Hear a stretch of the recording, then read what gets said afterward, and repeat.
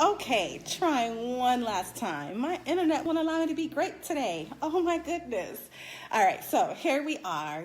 Tuesday topic. We are talking about rediscovering ourselves after a breakup.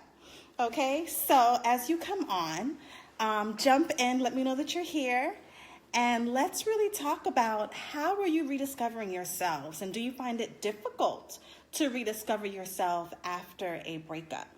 So I'm giving you some time. I know that some of you were here and the internet was doing its own thing. So I'm going to give you just a couple minutes to jump on. And we are really just going to get into this topic. I have 3 ways for us to start the process of rediscovering ourselves after a breakup. Okay? So once you're in here, just say a quick hello. Let me know that you're here. And we're going to try this one last time since everything hasn't been behaving itself. Hey, Chas, how are you? Thank you for joining us today. Yes, you see my internet's not allowing me to be great today. But here we go. It's not going to win. So we're talking about 3 ways to rediscover ourselves after a breakup. Alrighty, so tell me, what are some ways that you have found that it's been helpful to redefine yourself and rediscover yourselves? Thank you, girl. After a breakup, what type of things have you done in the past to help yourself when you have a breakup and you know that, all right, where do I go from here? Because it's very difficult once we go through our breakups that we, happy Tuesday, that, hey, Wendy, how are you? That we kind of get lost in the old traditions and the old routines and all of the things that we used to do with this person that's no longer a part of our lives. So if you can chime in and tell me some things that you do to help yourself rediscover and redefine yourself after a breakup. I'm going to talk about 3. The first one is dating yourself. Have you ever dated yourself? Have you taken yourself out to eat? Taken yourself to the movies? Have you found ways to create new routines and new traditions for yourself? Many times we might get stuck in that fear of not wanting to be by ourselves or not wanting to go out and all the eyes that are on us, that we might not want the judgment that might come with being by ourselves. But I want to remind you that it's very important for you to date yourself. Take yourself out. Do some things that gives you pleasure. Start to pay attention to what you used to enjoy and what you might want to adventure in to try new things.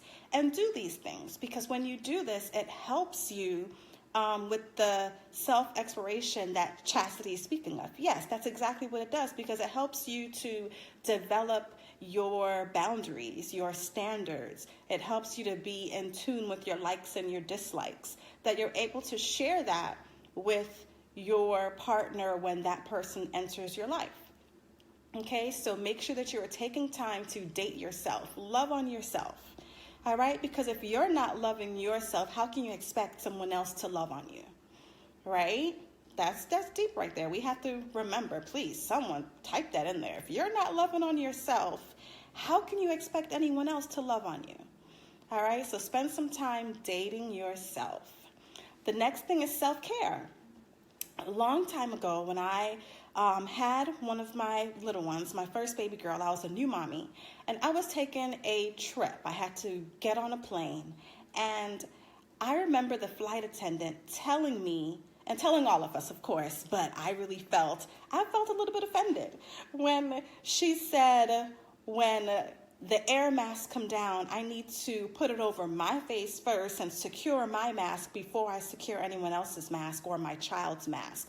I thought she was talking crazy, but that's true right there. If we are not able to care, we are no good to anyone else if we are not good ourselves. All right, so type that in there, because it's important that you're able to take care of yourself, that you're in a good place, so you're able to help anyone else.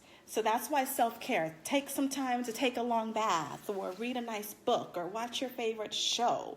Go for a walk, do some exercise, do something for yourself to help yourself relax and woosah, all right? Because if you're not well, there's no way for you to be good for anyone else.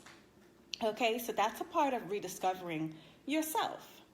All right, and then this last tip, this one really tops the cake. It's about being able to commit and be true to yourself, right? You have to be able to listen to your heart, listen to your gut. If you are not ready to indulge in a certain activity or to do something that someone's asking you to do, don't be scared to say no. Be true to yourself, all right? Reflect on what's important to you. Reflect on your goals and what you really want for yourself, and listen to your heart. Many times we forget to listen to our gut, to what's really important to us, because we're trying to please everyone else and we're taking care of everyone else but ourselves. All right? So I want you to really take some time to listen to yourself and be true to yourself, that you're able to say no when needed and say yes when it aligns with what you really want for yourself. So recapping a bit, let me see, not to focus on what I can't do with that person anymore, but continue doing things I did for me, such as going to the beach. Oh yes, the beach. Very true, Wendy, so true, that when we're able to find some things that brought us joy, then we can focus on that a bit more instead of thinking so much about what life used to be with this individual. So very good point. So recapping a little bit, the 3 ways that we can rediscover ourselves. The first one is dating yourself. Take yourself out. Do something to relearn yourself all over again. Think about the things that you loved, like going to the beach for Wendy, or think about some adventures that you want to try, and do that. Okay? So take the time to date yourself, because this is how you're going to be able to know your boundaries, know the standards, know your likes and dislikes. Because if you're not loving on you, how can you expect anyone else to love on you? The second way that you can rediscover yourself is by self-care, taking the time to take care of yourself. The same way that the flight attendant told me to put on my mask first before I secure my child's mask, the same way that you need to make sure that you are taking care of yourself. You are doing something for yourself that is relaxing and brings you joy. Okay? And then the last tip, the last tip that I wanted to say was be true to yourself. Listen to your heart. Listen to your gut. All right? If you need to say no, say no.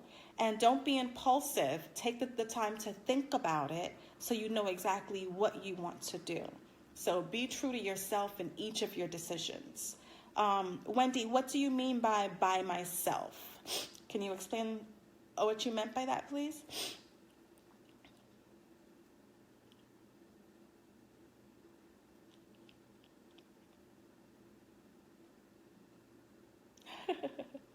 By yourself. Say, it sounds weird when you say yourself.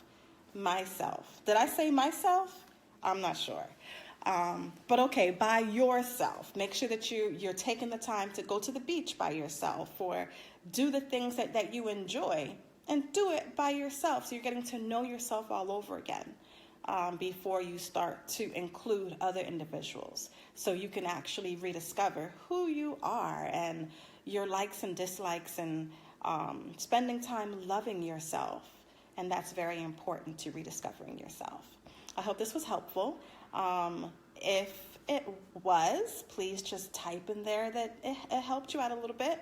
And you can always join my Facebook community, Brand New Me, Phenomenally You. I'll put the link up top for you. All right, until next time, enjoy your Tuesday, and we'll chat.